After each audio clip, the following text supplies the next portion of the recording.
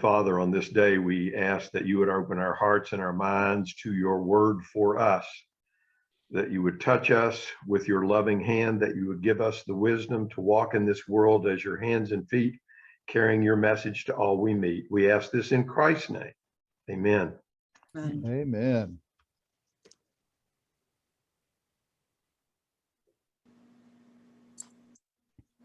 All right. Questions, comments? Yes, Dexter, and then Kathy. I think this has come up many, many times, but it just dawned on me reading this particular chapter. A good bit of, I'm thinking about the time the Bible was put together with all the Sturm und Drang in the early days and then finalized. But a lot of the Bible is kind of like maybe advice on buying a good used car, you know, the 10 Commandments and such. And I'm thinking, at what point did they say, you know, what we really need is a big finish is, and then this story.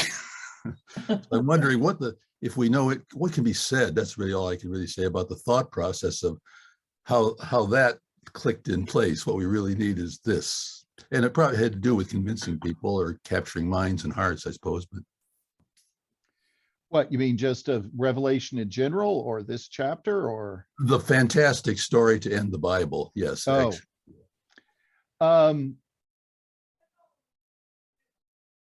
Yeah, I mean, Revelation is, as I've said before, it's a genre that was in vogue in the first century.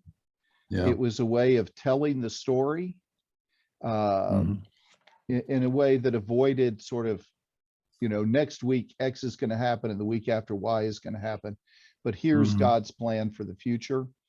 And so, yeah, so I think John just was led to, inspired to, called to it was put a style this down.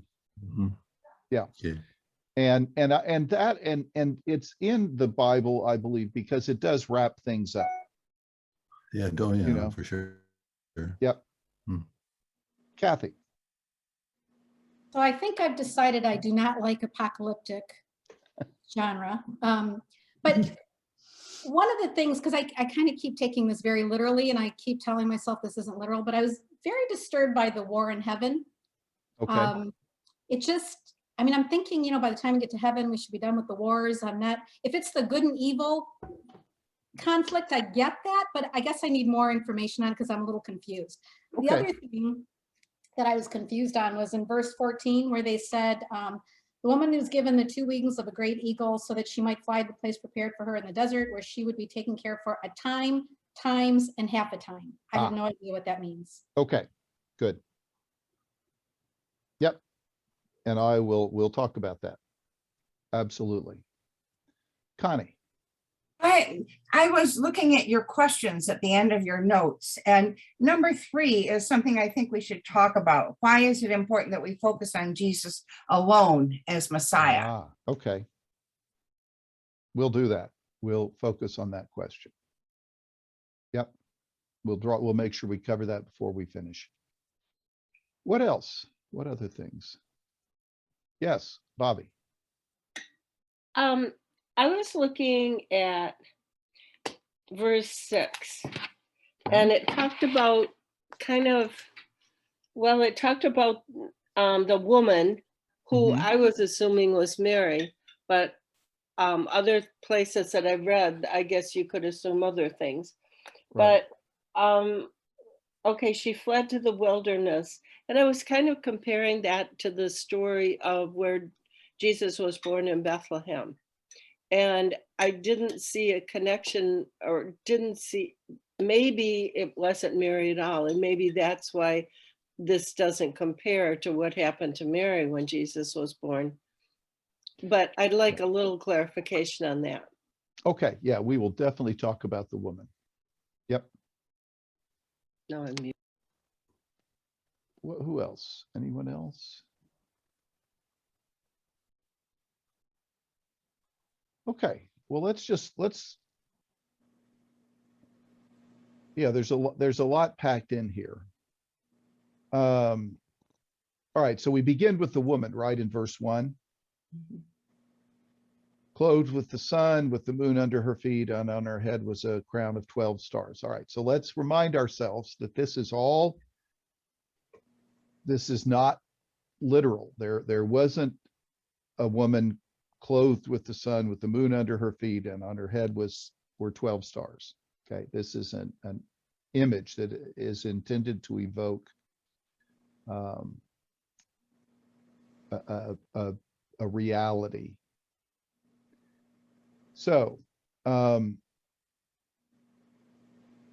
what do you draw from that first verse of sun, moon, 12 stars? Kate. Well, I found it confusing that she was associated with the sun, because I thought the sun is more of a pagan image. And so how does that all work together? Okay. So one of the basis of Revelation is that God is creator. Okay, that we have to just understand this whole book with that as a foundational understanding. So when it talks about sun and moon, it's not talking about sun and moon as gods, such as would have been with the Egyptians, okay, or possibly the Romans. But in a sense, those are heavenly realities that God has created. And so what you have is this woman is somehow closely associated with God. John. Well, that's kind of the way I saw it with the sun and the moon. In Psalms, it talks about the moon and the sun going around and was created. The first was, they'll let there be light. Yep. And then the 12, I assume the 12 stars were representing the 12 tribes of Israel. So we've got the creator from the beginning tied in with the chosen people. That was what it kind of brought to mind for me. Yeah, Brian. Yeah, I was thinking along the same lines, like the stars and the moon was kind of creation, and this woman's kind of representing creation. And then with the pangs of birth, that creation was being stressed, is what kind of come to my mind. But yeah, so if you, I think you're both on the right track there. Cam. When I've taught on this in the past, my interpretation of this woman is the chosen people of God, and I've taken that from the primary focus on the bridegroom, the female implications that God is the bridegroom, and that the chosen people are the bride. And so when I saw the sun and the moon, I was thinking of in Ezekiel, I believe it's chapter 16, which there's a whole section of about 10 or so verses in there where God he talks about finding this people naked, and then he clothes them in these beautiful garments, and he puts a crown on her. He talks about her as a her, and he puts a crown on her head. And so I see this, that's the sun over the head, and I see the 12, like we've already said, the 12 tribes. And so and he talks about clothing her, making or something about splendor and honor. And so I'm just wondering what you think about the sun and the moon more being a representation of splendor and brightness and awe-inspiring beauty as being part of what visibly designates the Old Testament chosen people, and then of course his church, the bride in the New Testament. Yeah, I think you're right on track with that. And this gets to the question someone else asked about the woman. Okay, Bobby did that. The woman here is not Mary. Okay, that the woman here is the people of God, whether it is the 12 tribes, the 12 apostles, the church. And I like the idea of the splendor, but in some ways, if you think about sun and moon as part of God's original creative act, okay, then in some ways what you have is the people of God, the church, that they are also part of God's creative act, okay, and that they are actually in some ways part of God's original creative act. That God had this plan all along for the restoration of creation, okay? And so that's why a portent appears in heaven, right? In the heavens, in God's creative space. God has not only created the sun and the moon, but God has created this community then that is going to play a role in this restoration of creation. Okay. And so, all right, so let's just think about it that way, that this is God's people. They've essentially been, at least in, if you will, in God's mind, God's creative presence from the very beginning. And now they're pregnant and crying out in birth pangs for the agony of giving birth. And so, all right, and what do you think, or who do you think they're going to give birth to? Barbara. Well, I have to back up to what you just said before you asked the question. Okay. And that is, you talked about that God had this particular plan all along. And I have often, and I know that there's a lot of people who think that God has pre-planned everything and I'm supposed to be a Calvinist. No, but I also feel like God responds to the situation, that God will prevail, but that there have been times where the people have said, we want kings or we whatever. And God does respond to how the situations that man is created. So are you saying that this part, I don't know what to do with that. It just, Okay. I'm having a struggle with that. All right. Yeah, no. All right. So 2 ways to look at providence. Okay. One way is like the Westminster Confession looks at providence, that says every act has been directly set and created and established by God before the beginning of time. Okay. Meaning that we are simply actors upon a stage. What is it? Strutting upon a stage, playing out our lines. You know, Cindy would ask me occasionally, we'd be watching a movie and she'd say, why did the person do that? And I'd say, because the screenwriter told them to do that, you know, and so that's one way to look at providence. The other way to look at providence is that God has an end plan for creation. See, that's the school I'm in. And that's okay. Right. And in which case, God understood, though, that for the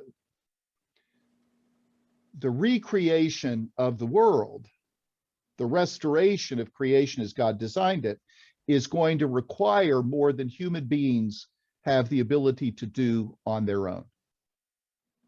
Okay. And so what's going to be necessary is to create a community, and through that community, leading to the answer to my question, that ultimately there needs to be a Messiah who comes out of this community and does for this community in the world what the community in the world can't do for themselves. Okay. So that gets to this part being known from the beginning, even though there are parts that have happened. This is the part that only God can do Right, to make it happen. Okay. right. Now, again, depending on how Calvinist you are or how Arminian you are, you know. But I'm sort of in your ballpark. I am not a hyper Calvinist. I don't believe that, the shirt I picked out today, I picked out because God had planned from the beginning of time that I pick out this shirt. Especially since I said, Cindy, what shirt goes with these pants? So, unless God planned Cindy to pick that out for me. So I think that in a sense, biblically speaking, in the bigger picture, it is that if you read the whole story, I mean, go all the way back to Abraham, right? And and the call of Abraham is through you and Sarah, I will create a people through whom all the nations will be blessed. I mean, the whole story is about that. And so I think that this is that sense that this has always been part of God's plan, but not today. Barbara will be online asking this question. Okay. So, all right. So, thank you. Yeah. So now what's the problem though with, or appears to be the problem in this story?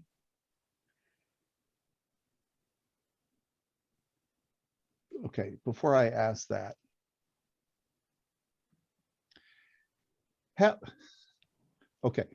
don't take this question the wrong way. How many of you are familiar with Satan?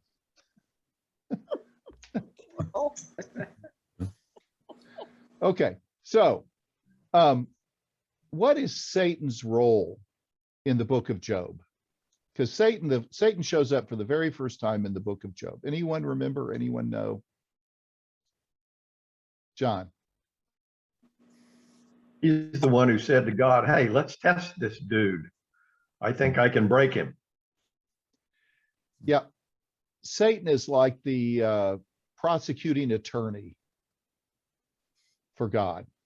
Satan is the one who accuses people, whether they deserve to be accused or not. Okay. And so in some ways, that puts Satan in a position of power. Okay. He sort of has this position of power in heaven, if you will, has direct access to God. This is part of the biblical story. And so what's the problem with the woman giving birth to the child who's going to save humanity in terms of Satan, from Satan's perspective?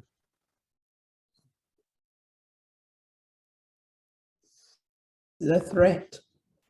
The threat of what? They might be better than him. He doesn't know. A threat to his ploy to get people's God into his camp.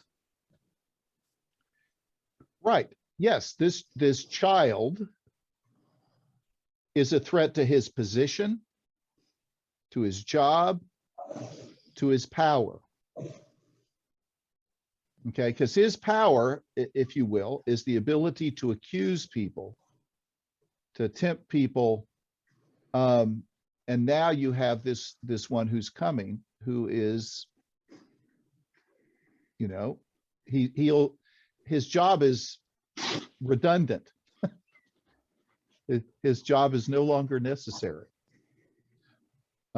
And so what you have then is another portent appeared in heaven, a great red dragon, 7 heads, 10 horns, 7 diadems on his heads. His tail swept down 1/3 of the stars of heaven and threw them to the earth. Then the dragon stood before the woman who was about to bear a child, so that he might devour her child as soon as it was born. All right, if you read the paper that I sent out with this, Mhm. This theme, this story is one that is at the heart of numerous myths and legends throughout the ancient world.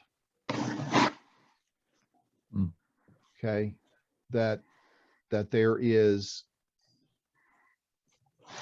people are in need. A woman gives birth. The child is going to be the savior, and the child will ultimately defeat the power of evil in the story. Right. This is a Greek story. It's an Egyptian story. My guess is it's an Indian Hindu story. All of these stories, they carry the same imagery. Okay. Now, ours is obviously placed in the context of Scripture. But this is not an unknown story. In fact, how many of you have seen a movie where this is at the heart of the story? Yeah. Right. I mean, in some ways, this is the Star Wars saga, right? This is the Lord of the Rings saga, you know, where Frodo is the innocent child who's going to save the world, or Luke Skywalker is the child who's going to, you know, defeat the Emperor. All right. So what you have then, though, is you have this.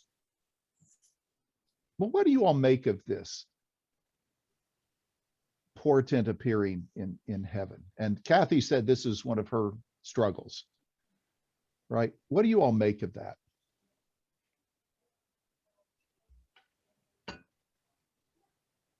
Could you say that question one more time? I somehow lost your audio for about 5 seconds. Sorry. So what do you make of this? We're not even to the battle yet in heaven, but we have this portent in heaven of the dragon attempting to,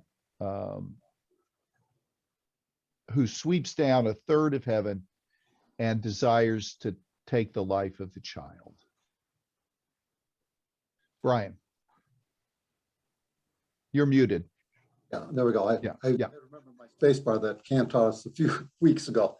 Yeah, you know, I agree when I read that too about in heaven being war, but then there were bad angels too, and they were up there, I'm thinking. So heaven, you know, they were there, and maybe, you know, they're not totally, I guess, could have, you know, power, aspirations and stuff like this. So heaven did have this component, and I guess that's why it had to be purged of this component. That's the way I kind of looked at it. Right. And had any of you ever thought of that whole image of heaven not being a perfect place? Mm-hmm.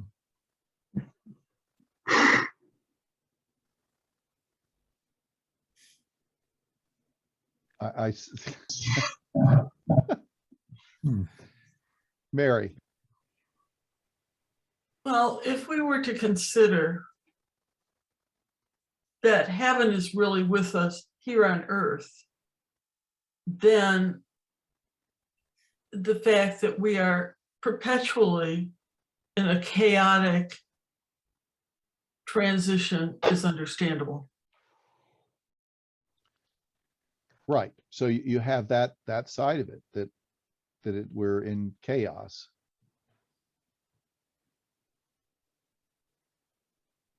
You know, I think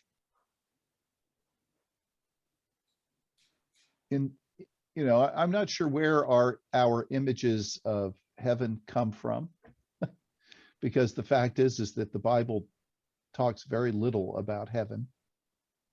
It doesn't give us I mean, we've seen the pictures of it, right? Of the throne and the sea of glass and the rainbow and the 12 living folks. But yes, John. Well, I guess we could assume that it wasn't perfect because it does say that there will be a new heaven and a new earth. So if there needed to be a new heaven, then it probably means that the one we got now ain't all that in a bag of chips. Right. And so if you think about this sort of theologically, why would we assume that angels would be any more perfect than human beings? If angels are creatures created by God, angels have the ability to lust after power just like human beings do. And angels have to make a choice just like human beings have to make a choice. Okay, and so what you have here is the image that not even heaven is immune, that there is no place of immunity from a desire to be in charge, right? To be the one who makes the rules. And so if you think that there are those who are opposed to God, heaven and earth, and you have to remember that Revelation is talking about a cosmic battle where the cosmic forces impinge upon human beings and on what's happening here in the world. Okay, that in a sense the doors to heaven have been opened, and so what's happening in heaven impacts what's happening on earth.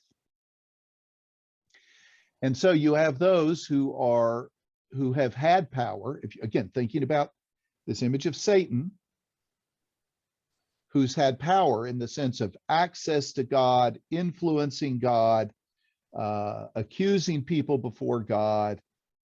And now with the rise of this child, we'll lose that position, we'll lose that power. And so desires to stop this process, the birth of the child, before it even begins. Okay. All right. And so, as John talks about, he causes chaos. Cam. Muting here. I'm looking at my translation. He was about to see the dragon stood before the one who was about to go, so that when she bore the child, he might devour it. So it was his intention that as soon as the child was born, the child would be devoured. Right. Do you see that as the role that King Herod took in immediately declaring that all the children under 2 should be killed, and God came in the dream and said, you got to flee to Egypt? Do you take that to mean that exact instance? Yes, I see that as the reference. Absolutely. You know, and again, this is where Revelation ties back in to one more place. There are lots of them, as you pointed out of Ezekiel, lots of places where Revelation ties back to the larger biblical story. And this is one of those places. Brian.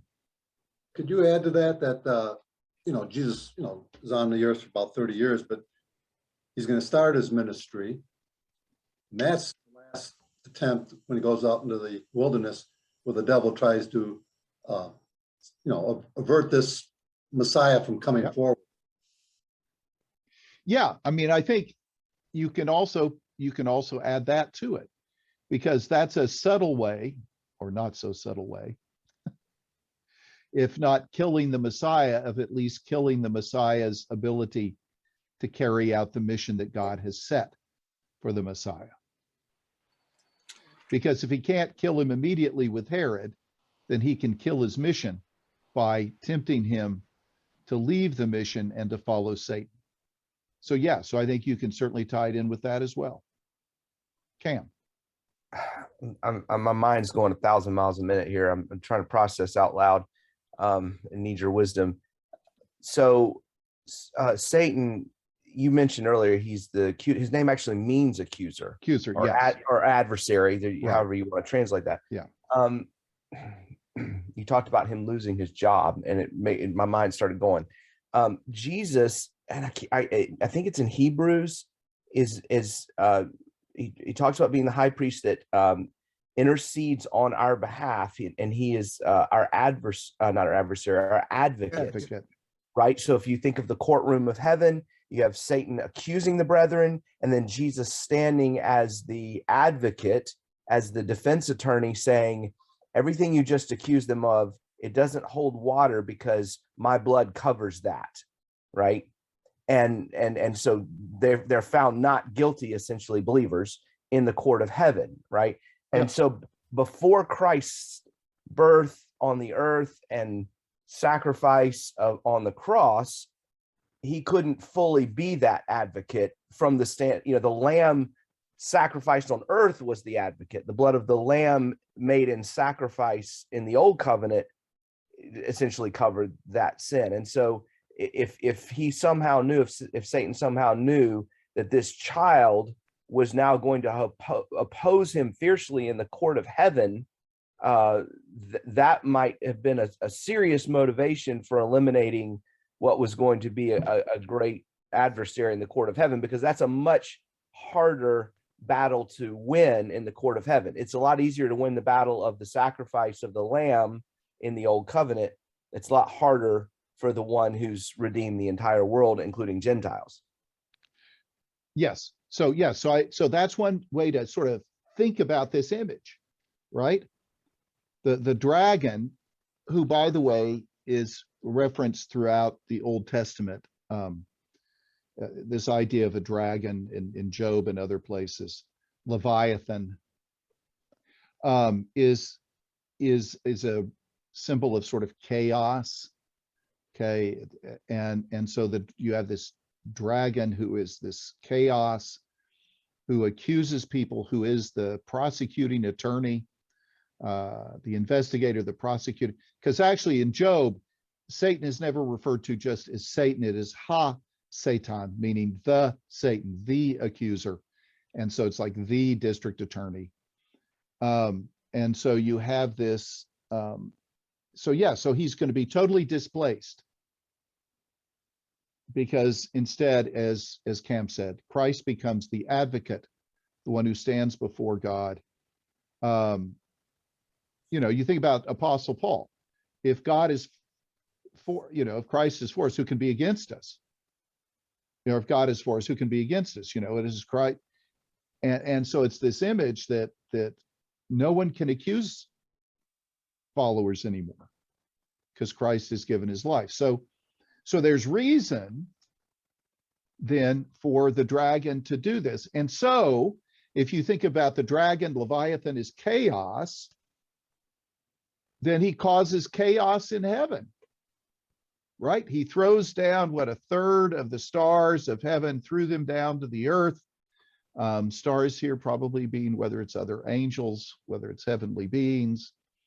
Then the dragon stands before child, ready to devour it. But if you think about the woman is the community gives birth to the Messiah, to the Christ child, to the Savior. Now, and she gave birth to a son, a male child, who is to rule all the nations with a rod of iron. All right, this is right out of the Old Testament, right? That out of Isaiah.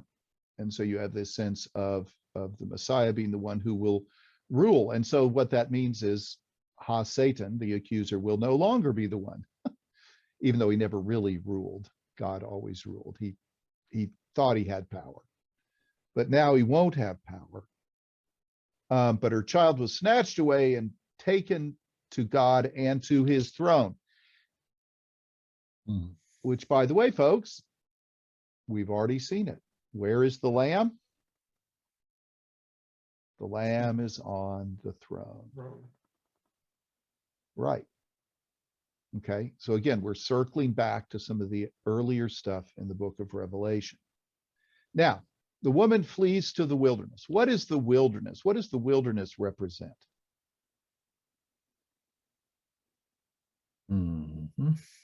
Well, so you have two big places of wilderness wanderings, right?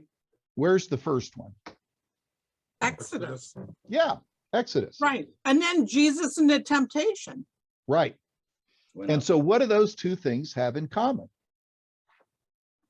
Well, now we know from this one, and you're reading, that it was a time of protection. But I always viewed it as a time for the first generation to die out and for them to get their act together.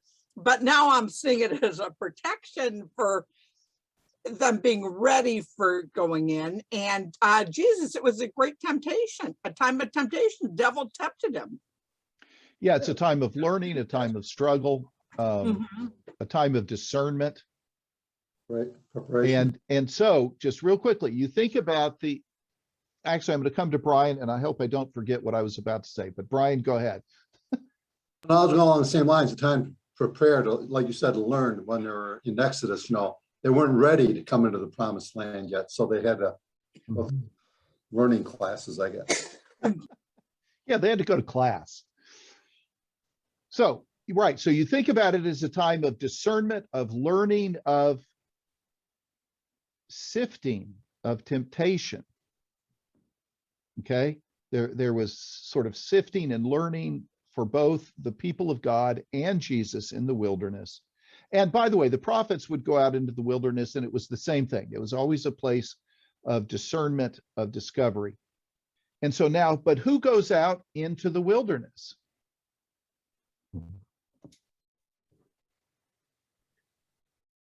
The woman. Right. Who is? The people of God. Yes, the people of God. All right. And now, okay, I'm going to push this one step further. So the people of God, meaning for those, in actuality, it's the first readers or hearers of Revelation. It's the church. And so the church finds itself in a place of discernment, in a place of temptation, in a place of struggle. So just like the people in the wilderness, in the Exodus, they're having to make choices. They're having to decide, are we going to follow God or not follow God? They're going to learn, just like in the wilderness is where the law, the Torah came and taught the people how they should live, right? And so if you think about the early church, this is a perfect metaphor for them to live by, that they are in that wilderness period. Okay? They're on the journey. And on this journey, they are having to decide who they're going to follow. They have to decide if they're going to be faithful. They have to decide if they're going to be part of that faithful remnant that made it into the promised land, or if they will be part of the group that dies off along the way. And this is always the choice in Revelation. Which of these groups are you going to choose to be a part of? But were the people alone in the wilderness coming out of the Exodus? No. No, who was with them? God. Right. God was with them. Okay. God is here too. I mean, that's the image here. Is they're in this place of discernment and danger, but God is there nourishing them. God is there feeding them, just like God fed with manna and quail and water from a rock. God is nourishing God's people in God's community. You know, and does so, and this gets back to Kathy's question, I think, about 2 times a time and a half time. I'll just ignore halftime yesterday at the Super Bowl. 2 times a time and a half time. I see people going, anyway. So this is the same thing. She can be nourished for 1,260 days. This is 2 times a time and a half time. Which is one other way of referring to the time when Antiochus IV Epiphanes sacrificed the pig on the altar, and until the altar was, we've done, sorry, I don't remember what stories I've done. If we've talked about Antiochus IV, have we? Yeah. Yes, I think. Okay, all right. So, right, okay. So Antiochus desecrates the temple, and then the Maccabees ultimately rededicate the temple. And essentially, this phrase, she can be nourished for 1,260 days, and the 2 times a time and a half time refer to the exact same thing, to a period of desecration. Okay, to a period of testing, because the people of God were in the wilderness and tested under Antiochus IV Epiphanes, but ultimately they remained faithful.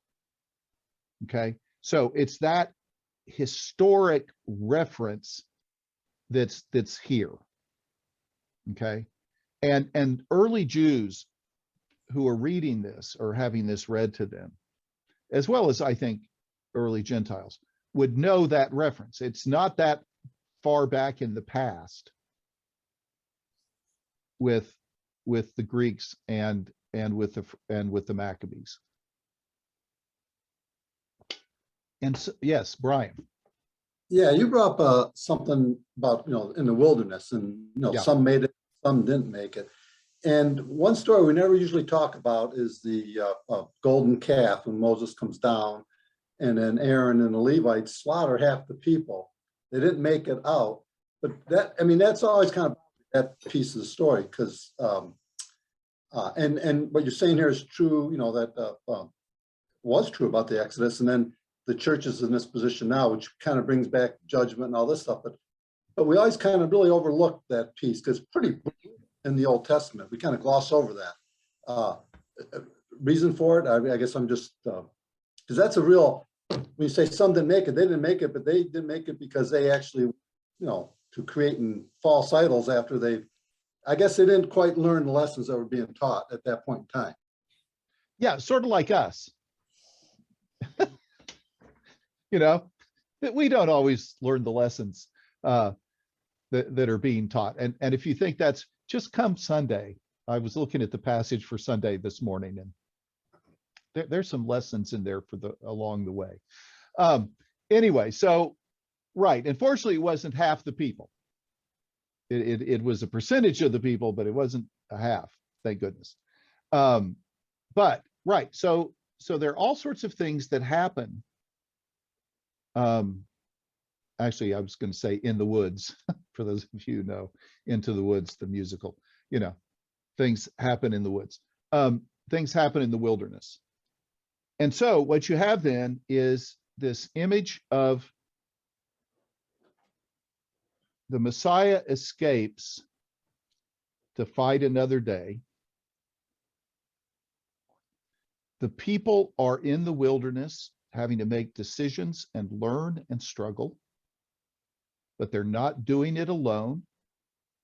That God is nourishing them through this time of great persecution, because that's what this time of Antiochus was. It was a time of great persecution. And so for the readers, the initial readers, and for Christians today around the world, they see themselves in that time, a time and a half time, as being in that moment of the wilderness of persecution. But this is a reminder that they're not there alone, that God is nourishing them. Okay, so now war breaks out in heaven.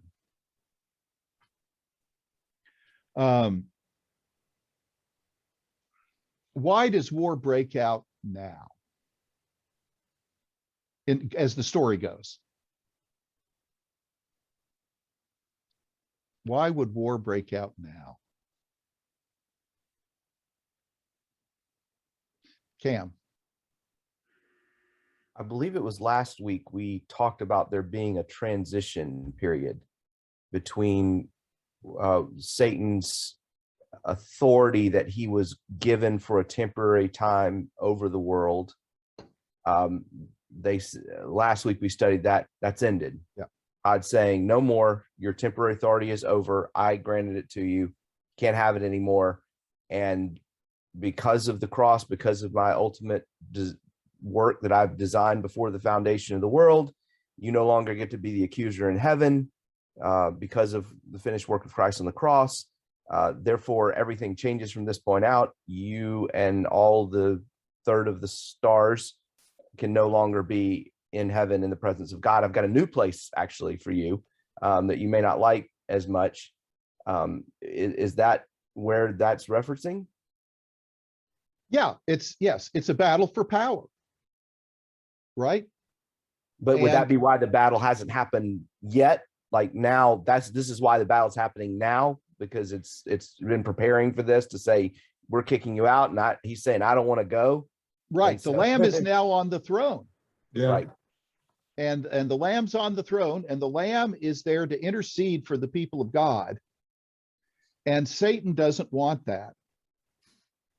And so there's a contest between the two. And Satan is defeated. And I like that image. There's no longer a place for him in heaven. Think about that bigger image. Place not just as in physical place, but place as in a reason for being there, a purpose, a job. You know, there's no place for you here anymore. And so there's no place. He's thrown down, the deceiver of the whole world. He was thrown down to earth, and his angels were thrown down with him. All right. Now I'm going to skip for just a minute. Well, actually, right. And so now, if you will, the battle moves from heaven to earth. Okay. And again, from the mindset of persecuted Christians, they see that the battle is no longer being waged in heaven, but it's being waged here on earth. Okay. And they're engaged in it. You know, this idea of spiritual warfare, they are engaged in this battle. All right. Now, but then in verse 10, 10 and 11, heard a loud voice in heaven proclaiming, now have come the salvation, the power, the kingdom of our God, the authority of his Messiah, right? So now the authority has been given to the Messiah. He's the Lamb on the throne. The accuser, the one who had been accusing Christians, has been thrown down, no longer has a place, who has access to them day and night before our God. You know, he used to be able to come and go as he pleased, no longer. But they've conquered him by the blood of the Lamb and by the word of their testimony, for they did not cling to life even in the face of death. Right? So in other words, human beings, members of the church, they conquer, they overcome simply by their testimony, by their willingness to to speak the truth, even in the face of death. And then rejoice then, you heavens and those who dwell in them. And here's the transition. But woe to you, to the earth and the sea, for the devil has come down to you with great wrath, because he knows his time is short. Okay. Satan knows the game is up, but he's not going to make it easy.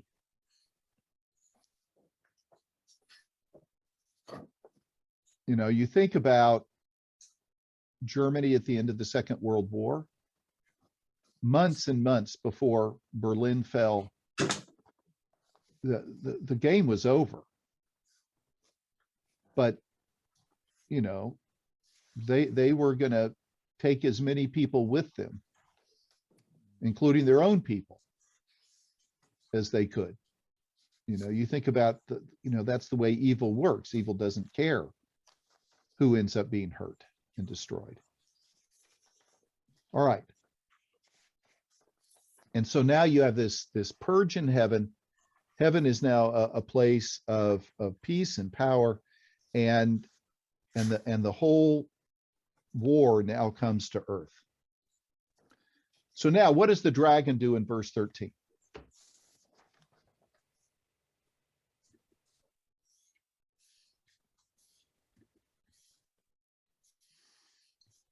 Goes after the woman. Right, goes after the woman. Meaning, yes, absolutely meaning, John? You're going after the children of Israel that are still on the earth, because that's what he does. Right.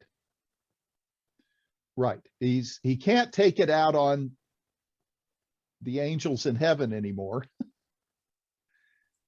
So he's going to take it out on the church, on the people of God. Okay. Now, this was Kathy's question, but the woman was given 2 wings of the great eagle so she could fly from the serpent into the wilderness to her place where she is nourished for a time. So in other words, this comes back to that earlier reference to the 2000, to the number of days that says that the church will be in this place of wilderness, of testing, of learning, of struggle, but will be nourished by God in the process. Okay. And so it's this confidence building affirmation that God has not forgotten about the church, that in fact, the reason for the persecution is not that the church has done something bad or God doesn't love them anymore. It is because Satan has come to earth and is attacking the church, but God will nurture and nourish the church even in these most difficult of moments. Okay. And I just love verses 15 and 16. These are just sorry, I just get excited about this stuff. This just such great imagery. What happens in 15 and 16? John. God's creation saves the people yet again, like manna and quail and water from a rock. So God's created earth saves the people again. Right, but what does creation save God's people from here? That's verse 15. What? From the beast again. But what does the beast unleash? Oh, this is the Noahic story, right? This is Noah again, saves him from the flood. Right. Water is chaos. Okay. This is sort of, the beast thinks, oh, listen, I can do what God did. I'll unleash the waters of the flood and it'll kill everybody. It'll kill the church. And God's like, no, not really. And so you get this image of chaos, that the beast unleashes chaos into the world with the intent of destroying God's people in the midst of this chaos. Okay, that this is just going to drown God's people. And as John said, who comes to the rescue? But God's own creation. Cam. Oh, did you? Sorry, I thought I saw it. Anyway, so think about that image, folks. Go ahead, Cam. Did you have something? No, I was just scratching my nose. I'm sorry. Okay. All right. So think about that image, that it's God's creation. What is Satan? See, Satan just got a news flash here, that not only did he lose in heaven, he lost here on earth. That Satan doesn't have the power to control creation because it's God's. So Satan's in this tough spot,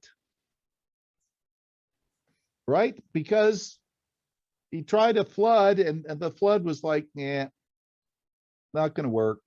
Chaos isn't going to work. Sorry. You can't destroy God's people because even the creation itself is God's. Okay. Yes, Mike. Well, since Satan has been defeated up in the heavens, and he's also been defeated out here on earth, do we need to worry about him anymore from this point going forward? Oh, yes. And we'll find out why in the chapters ahead. So it's not he's been defeated. Let me say that. It is, what is it? Sorry, all I can think of. A mighty fortress is our God, ein feste Burg. That Satan's doom is sure. There's one of the lines in that hymn. Satan's doom is sure. Good Luther. And so Satan's, Barbara. Oh, I didn't mean to interrupt you. I was going to finish before I say, but I wondered about this time and time and a half, like was brought up, but that was also, we saw that in 11 last week, and Yes. that was the time of horrible things that went on. And now we've got the same amount of time for restoration, rejuvenation sort of thing, and caring. Well, no, this is a time of testing. This is a time of struggle. So we had horrible things, and we've got the same amount again for struggle. So it's, I was thinking there was this nice, isn't this balancing? Okay. Yeah, no, Sorry. It's the same image. It is the same image. Same image, but it's still, but I thought this is where she was nourished. Right. She's nourished in the midst of horror. Okay. Okay. Thank She's Trials, Barbara. What's that? Trials.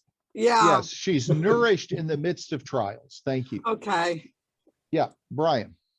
We had two groups of people earlier, and I was just thinking, looks like Satan let the woman, God saves, and the people she represents. Are these the people that were marked off, and then the people that were outside is now where Satan's turned his attention on those? No, right now Satan is focused on destroying those who have been sealed by God. Now we will come in the next several chapters. We'll see God working with those outside of those who have been sealed, but we're not quite there yet. But that image, I guess, is that when she's, because the next paragraph it says he's angry with the woman and went off to make war on the rest of the children. So we're not at that separation right here. Right. Let's see. Then the dragon was angry with the woman and went off to make war on the rest of her children. Yeah, that's just another way of saying Satan's after the people of God. Because Satan is after the faithful people. Okay? Because those who keep the commandments of God and hold to the testimony of Jesus. Because if you're not sealed, you're not going to be. And in John, having just finished my writing up my study of the Gospel of John, there's one of the places where it talks about Jesus says, there's another group of people who are not here, and so whether that's the Gentiles, whether that's future generations, It's just those who have continued to be faithful. And so really in chapter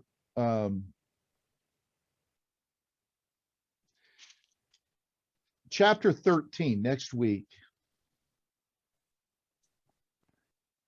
and I'm anyway, I'm going to have to figure out. Anyway, I'll be broadcasting from elsewhere next week, but I don't want us to skip a week between 12 and 13. Is the climax of this second book of Revelation, as I call it. Book 1 ended with the sealing of the church, the choosing of God's fellowship. This section is the two powers, and chapter 13 is sort of the climax of this second book. So if we just sort of to sum up this chapter, there is no perfect place, no perfect set of creatures. God alone is perfect. And so you have this struggle for power in heaven. Christ wins. Satan loses. Satan comes to earth.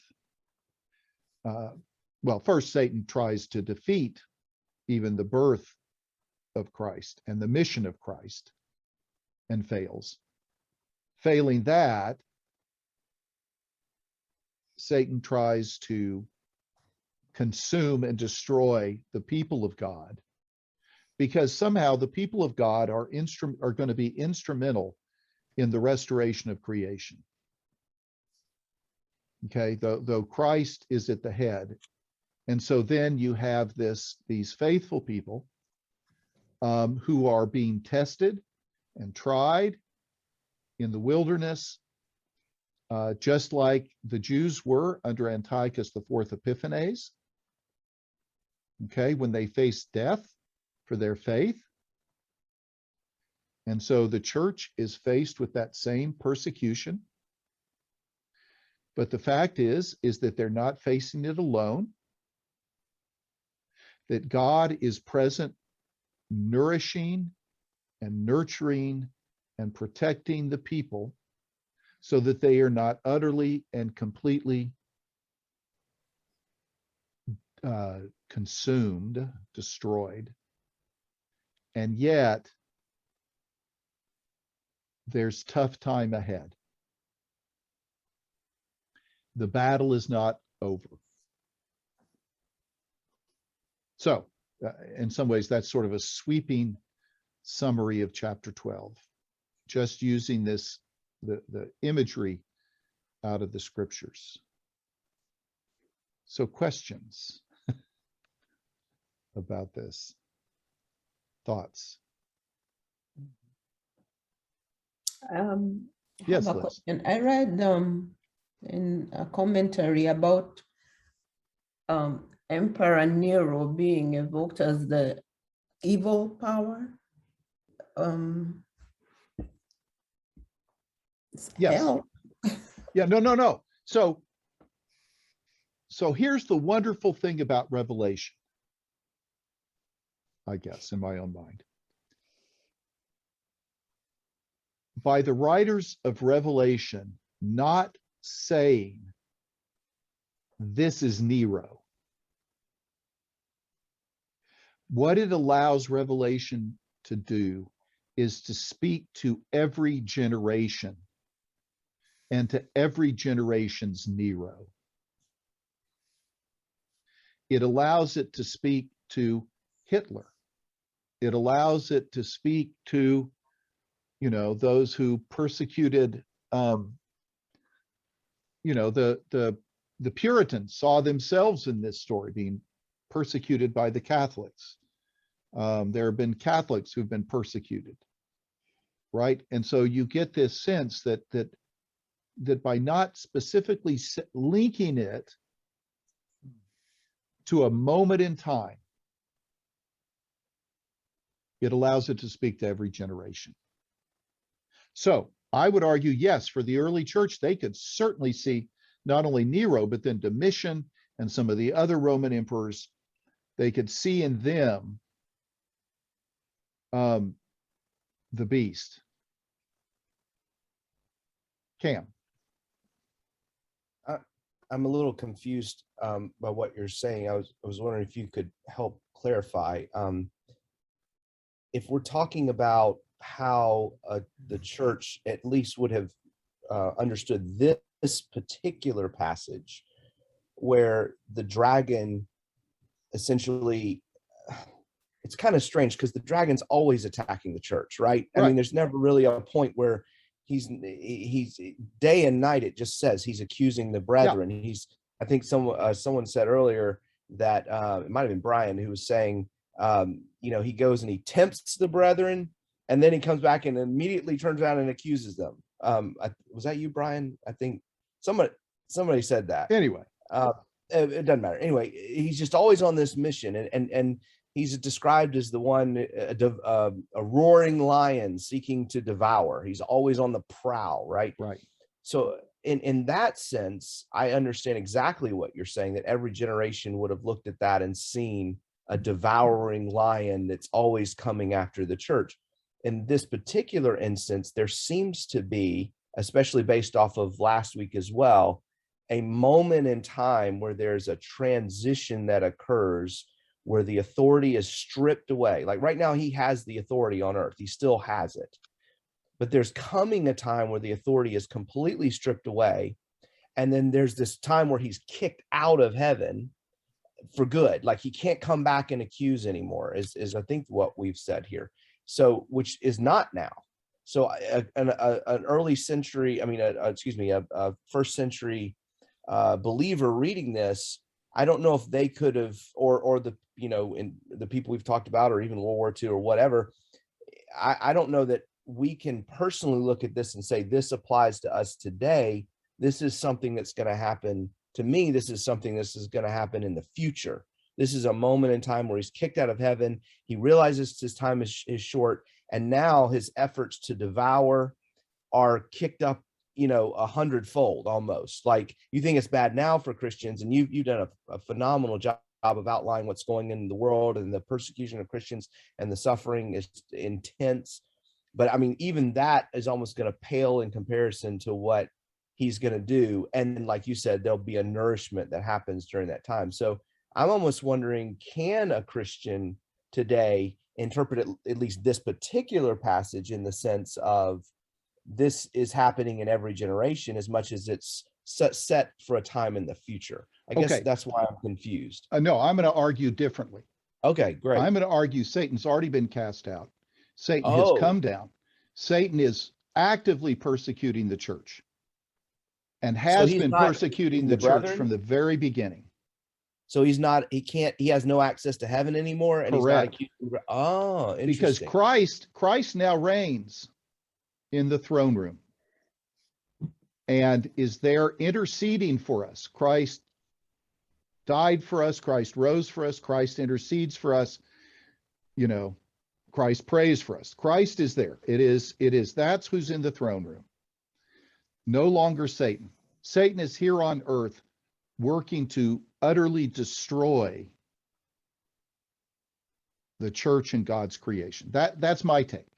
That's how I would interpret this, which is why Christians throughout time have been able to gravitate to this passage and say, yes, there are those who are attempting to destroy us, but we know we're being nurtured. We're in the wilderness. And sorry, I thought you were done. No, go ahead. So the transition we talked about last week then has already occurred, and Satan is no longer given the authority as the God of this world. So then therefore passages like 2 Corinthians chapter 4 that refers to him as the God of this world, who is constantly deceiving and blinding the minds of unbelievers so that they cannot understand truth, isn't relevant today. That was only relevant that he's not he has power. That's what this is going to say. Chapter 13 is going to point to the deceptive power of Satan still at work. Mhm. But ultimately, Christ is in charge. Satan's not in charge.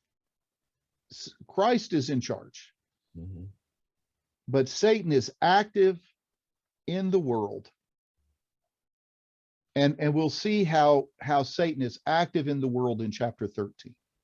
Now, again, it depends on one's personal interpretation of all this. And that this is my interpretation. Very interesting. I've never heard this perspective. It's very interesting perspective.